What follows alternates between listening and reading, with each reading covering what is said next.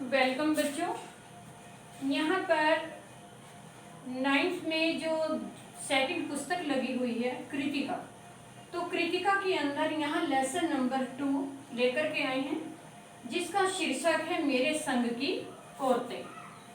संग कहते हैं साथ, यानी कि जो इसकी लेखिका हैं मृदुला गर्ग जी, उन्होंने कहा है कि मेरे साथ की औरतें, यानी कि मेरी जो उम्र दराज की होती हैं वो।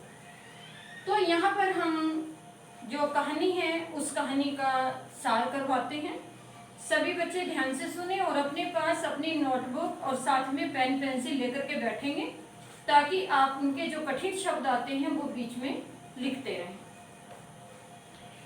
लेखिका ने पाठ का सार जो कहानी है उसको लिखा है मेरे संग की औरतें, यानी कि मेरे जमाने की जो मेरे साथ की जो औरतें थी, मृदुला गर्ग द्वारा रचित एक संस्मरण है। संस्मरण कहते हैं याद। संस्मरण किसको कहते हैं? याद को।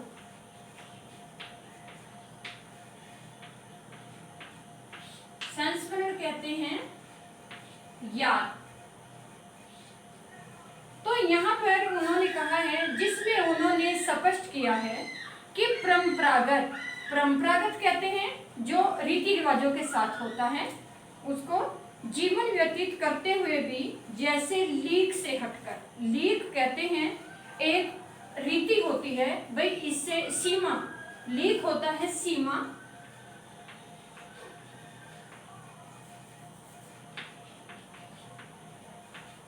लीक कहते हैं सीमा, सीमा से हटकर जिया जाता है। लेखिका की एक नानी थी जिन्हें उसने देखा नहीं था, यानी कि वो लेखिका के जन्म से पहले ही स्वर्ग सिधार गई थी।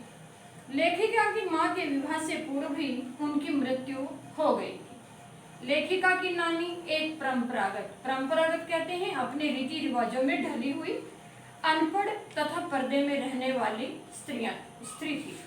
नानी शब्द के तुरंत बाद नाना जी जो थे वो शादी के बाद ही तुरंत बैरिस्ट्री पढ़ने विलायत चले गए। विलायत कहते हैं विदेश को, और लौटकर विलायती ढंग से ही जीवन जीने लगे। जैसे वो वहां पर उस माहौल में रहे तो उसी माहौल का उनका रहन सहन और खान पान हो गया और वो उसी ढंग से जीने लगे थे। जबकि नानी अपने ही ढंग से जी रही थी, क्योंकि वो परंपरागत थी, वो रीति रिवाजों के बंधनों में बाखूबी निकली हुई थी। उन्होंने अपनी पसंद नापसंद कभी भी अपने पति पर व्यक्त नहीं की, यानी कि लेखिका को क्या पसंद था, उनकी नानी को क्या नहीं पसंद था, तो उन्होंने कभी इसकी बात अपने पति तक नहीं की।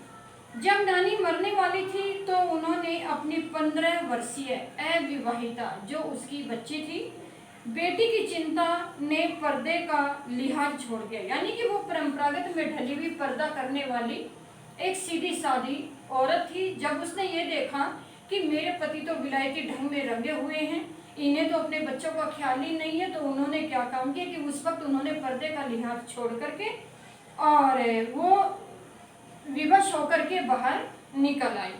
उन्होंने अपने पति से कहा कि वे उनके मित्र, जो आपका जो मित्र है स्वतंत्रता सेनानी प्यारे लाल, आप उसको बुलवा दीजिए, मुझे उनसे कुछ बातें करनी है।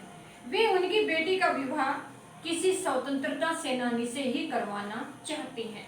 नानी की मृत्यु हो गई, परंतु लेखिका की मां का विवाह एक ऐसे पढ़े लिखे युवक से हुआ जिसे ICS की परीक्षा में इसलिए नहीं बैठने दिया था क्योंकि वह स्वतंत्रता आंदोलन में भाग लेता था।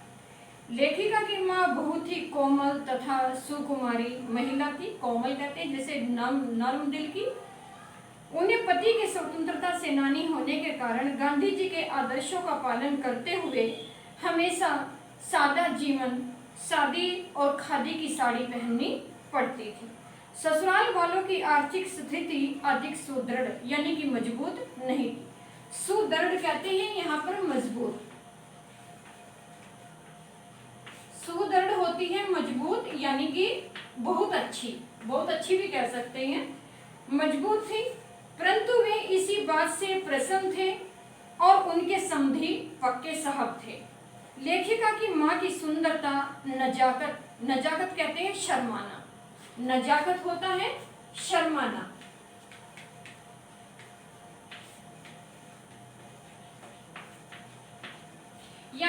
उनकी जो नजाकत थी और गैर दुनियादारी यानी कि किसी बाहरी व्यक्ति के बारे में ज्यादा ना जानना, ईमानदारी का भी इस परिवार पर पूरा प्रभाव पड़ा था। उनसे कोई ठोस काम नहीं होता, ठोस कहते हैं कोई भारी काम जैसे होता है वो काम नहीं होता था, क्योंकि वो शरीर की बहुत दुबली पतली थी। वे बच्चों की देखभाल, लाड़ प्यार आदि पर ध्यान नहीं देती थी तथा बच्चों के लिए खाना भी नहीं पकाती थी। वे बीमार रहती थी। उन्हें पुस्तक पढ़ने, साहित्य चर्चा तथा संगीत सुनने में अधिक रुचि थी। परिवार वाले उन्हें कुछ नहीं कहते थे क्योंकि वे साहबी परिवार से थी। वे कभी झूठ नहीं बोलती थी और एक ही गोपनीय बात किसी दूसरे को नहीं बताती। यदि कोई व्यक्ति उनसे अपने मन की कोई बात कर लेता था तो वह बात किसी दूसरे को नहीं बताती। परिवार वाले उन्हें कुछ नहीं कहते थे। इन्हीं विशेषताओं के कारण उन्हें घर वालों से आदर मिलता था तथा बाहर वालों से मित्रता। उनकी जो खूबियां उनके अंदर थी, इसी वजह से बाहर के लोग उनसे मित्रता करते थे, क्योंकि उनके सामने कोई भी अपने घर की, दुख की, परिवार की बात कर सकता था। उनकी बात कभी बाहर नहीं फैलती थी। वे लेखिका तथा अन्य बच्चों की भी मित्र थी और बन जाती थी। माँ के सारे काम लेखिका के पिता निभा देते थे। उनके पत्रों को भी घर में कोई नहीं खोलता था। घर में सबको अपना निजत्व यानी कि अपनी मर्यादा बनाए रखने की पूरी छूट थी, जिस कारण वे 3 बहनें और छोटा भाई लेखन कार्य में लग गए, यानी कि वो लेखक बन गए। परंपरा वही आती है जो पैदाइशी रीति रिवाज होते हैं।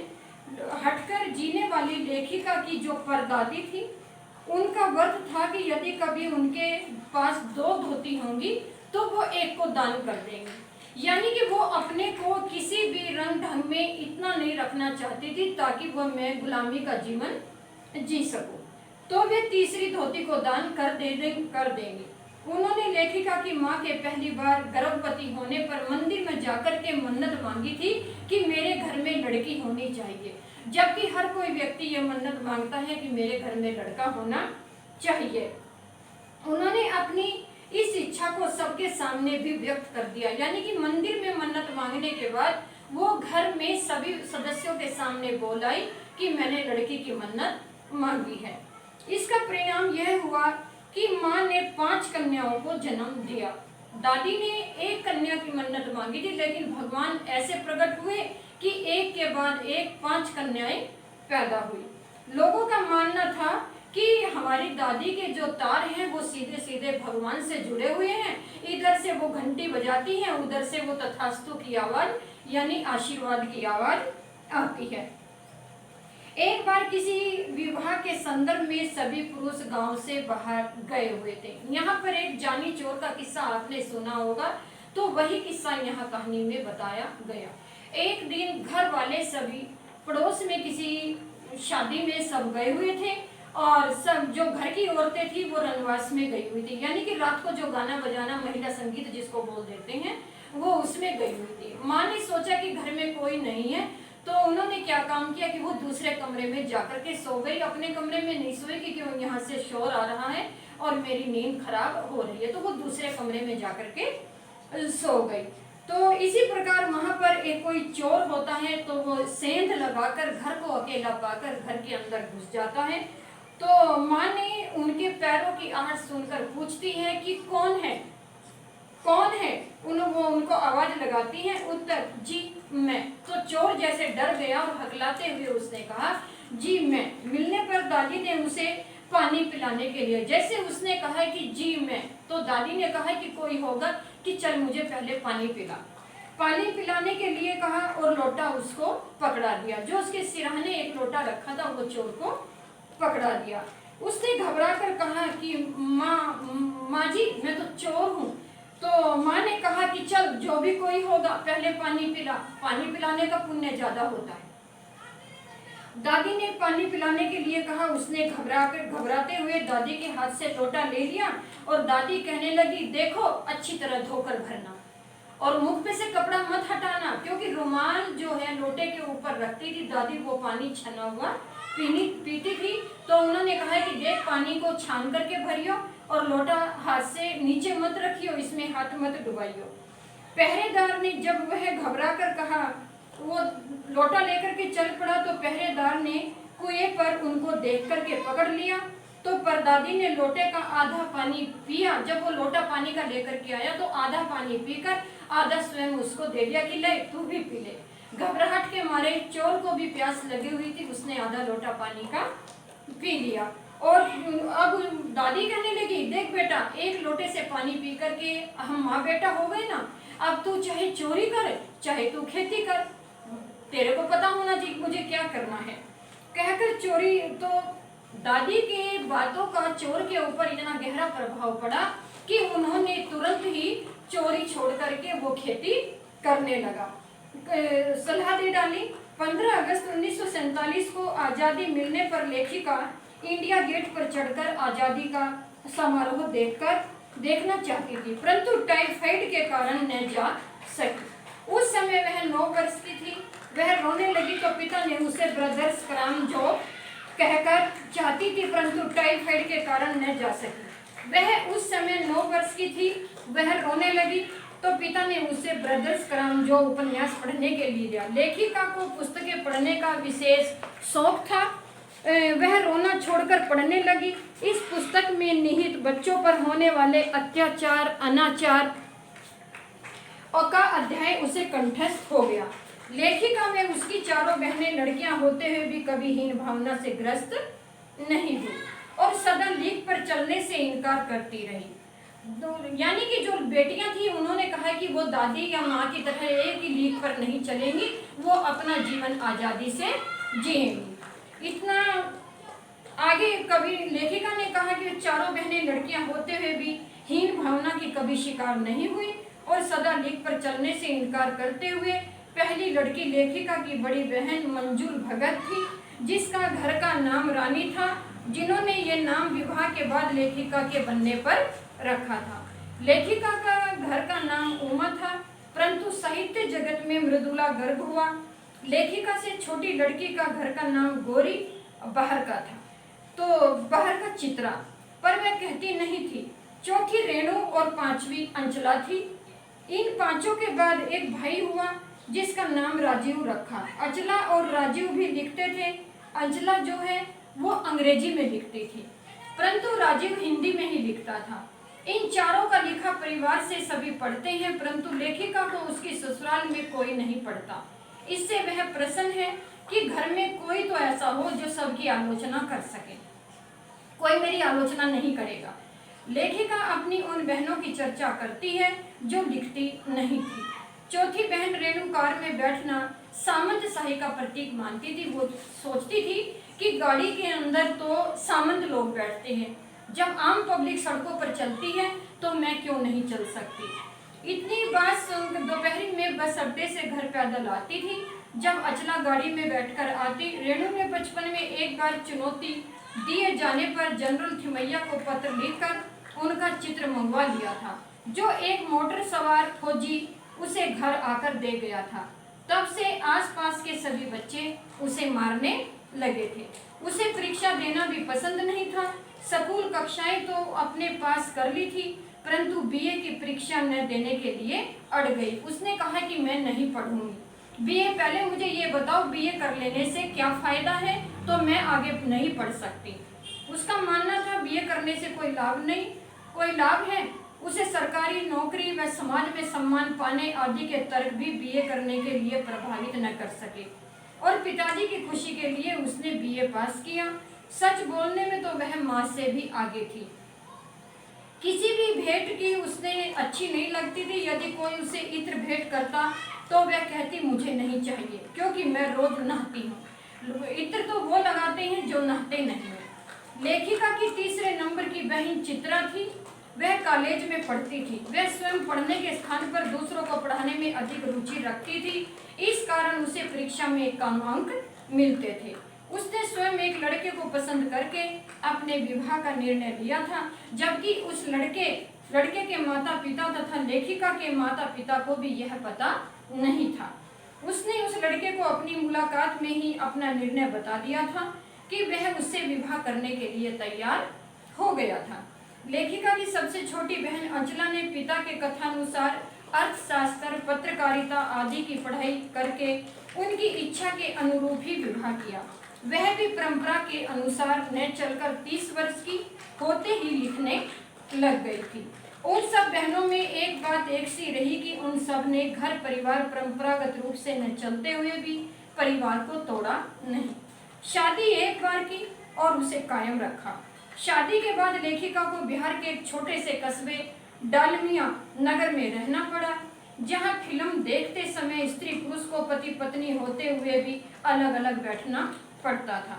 वहीं वह दिल्ली के कॉलेज में नौकरी छोड़कर गई थी। उसे नाटकों में अभिनय करने का बहुत शौक था। वहां उसने साल भर में ही अकाल राहत कोष के लिए नाटक किया था। कर्नाटक के बागलकोट में रहते हुए उसने बच्चों के लिए स्कूल भी चलाया और उसे कर्नाटक सरकार से मान्यता भी दिलवाई। लेखिका बहुत जिद्दी थी। अपने लेखन को भी उसने अपनी जिद से ही आगे चलाया था। लेकिन वह स्वयं को अपनी छोटी बहन रेणु के बराबर नहीं पहुंचा पाई थी। उदाहरण स्वरूप 1950 के आखिरी दिनों में दिल्ली में खूब वर्षा हो रही थी। सब यातायात ठप था। रेणु को स्कूल बस लेने गई। सबने उसे समझाया कि स्कूल बंद है, मत जाओ। स्कूल में फोन था, ठप था। किसी का कहना न मानकर वह पैदल ही स्कूल चली गई। वह सड़क पर फैले पानी में 2 मील पैदल चलकर स्कूल पहुंची और स्कूल बंद देखकर 2 मील चलकर वापस घर पहुंची। सबने कहा कि हमने तो पहले ही कहा था कि आज स्कूल बंद है, क्योंकि दिल्ली की सड़कों पर वर्षा के बाद पानी भर जाता है। वह पानी में घुटनों तक पानी के बल में चल करके वो आती रही। रेणु का इस प्रकार पानी में लब लब करते सुनसान शहर में निपट अकेले अपनी ही धुन में मंजिल की तरफ चले जाना, इस अकेलेपन का मजा ही कुछ और था। बच्चों, यहाँ पर इस कहानी में जो मेरे संग की औरतें हैं कहानी है, इसका अभी मैंने सारांश आपको करवाया जो कहानी पढ़ाई है। वैसे इस कहानी के अंदर जो वर्ड मीनिंग है वो आपकी पुस्तक में भी दिए हुए हैं और इस कहानी का जो सार है वो आपको पूरा का पूरा याद करना चाहिए। कहानी के अंदर जो छोटे छोटे क्वेश्चन हैं आप उन्हें इन क्वेश्चनों को इसमें से निकाल करके याद करें। मैंने पहले भी कहा था कि अब पेन पेंसिल अपने पास लेकर के बैठे। जो मेन क्वेश्चन है यहाँ पर छोटे छोटे क्वेश्चन है वो आप निकाल सकते हैं और उसके बाद हम आपसे आगे का कार्य करवाएंगे। राइटिंग आपकी सुंदर होनी चाहिए।